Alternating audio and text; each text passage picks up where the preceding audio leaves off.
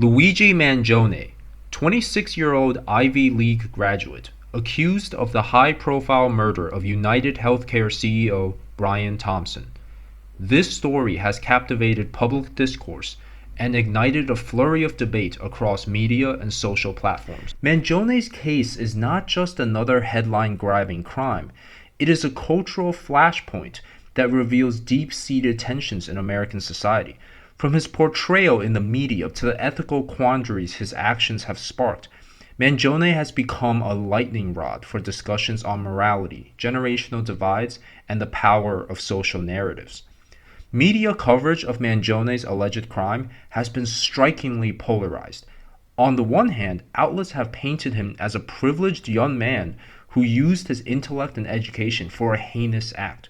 They've highlighted his background, a graduate of an Ivy League institution, as a betrayal of the societal investments made in him.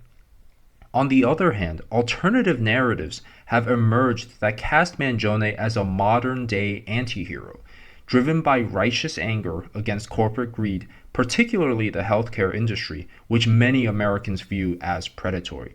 Social media has amplified these divergent portrayals. Platforms like TikTok and Twitter are teeming with hashtags, memes, and viral debates about Mangione's motives and actions. In some corners of the internet, he is even celebrated as a symbolic figure of resistance, with some users dubbing him a Robin Hood for targeting a representative of what they see as a corrupt system. This duality, villain in one lens, folk hero in another, underscores the media's pivotal role in framing public perception. The reaction to Mangione's case starkly illustrates generational divides in America. Surveys indicate that younger generations are more likely to view his alleged actions as a form of protest rather than outright criminality. In one study, 41% of individuals aged 18 to 29 expressed some level of approval for Mangione's motives, if not his methods. This generational sympathy is rooted in broader frustrations of systemic inequality, student debt, and the healthcare system that many believe prioritizes profit over people.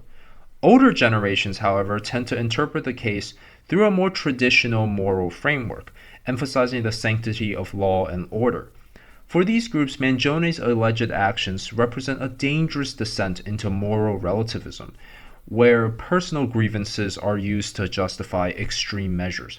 This generational chasm not only shapes public discourse, but also highlights the evolving moral landscape in America, where younger voices increasingly challenge established norms.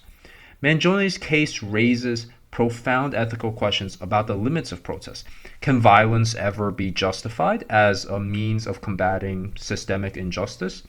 For some, Mangione's alleged manifesto against the healthcare industry, which detailed grievances about corporate profiteering and lack of accountability, strikes a real chord.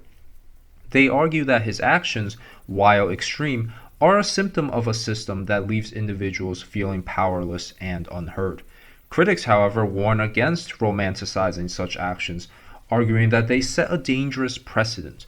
The debate touches on the broader issue of moral relativism. When does an act of protest cross the line into criminality? This ethical quandary is particularly relevant in an area where activism and outrage often blur the boundaries of acceptable behavior. The rise of social media has profoundly influenced public relations in Mangione's case.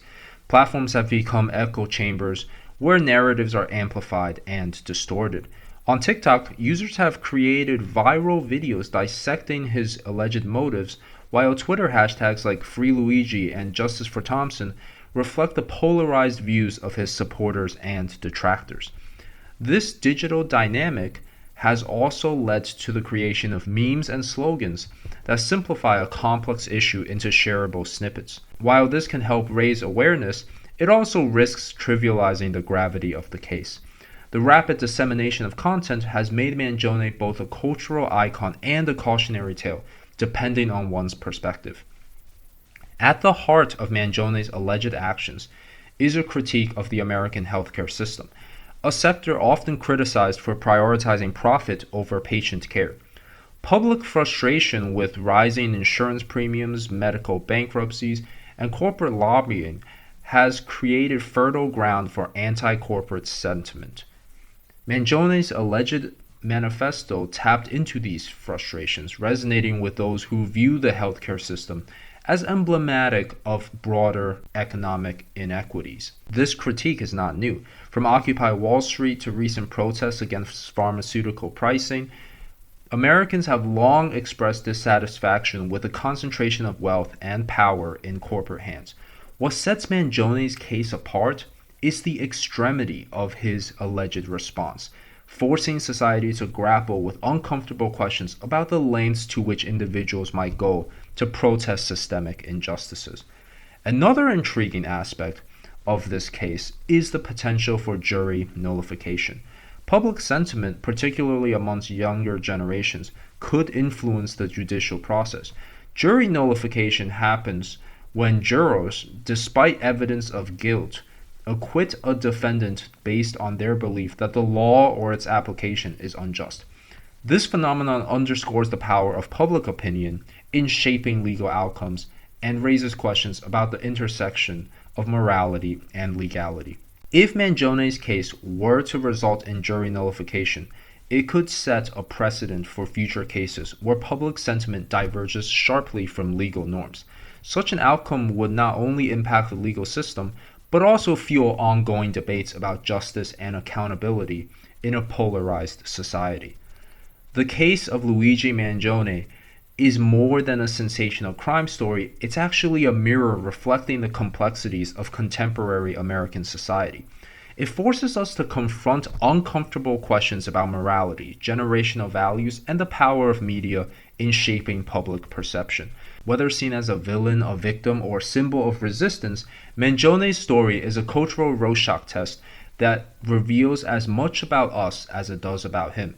As the legal proceedings unfold, the debates surrounding Mangione's actions and their implications will likely intensify.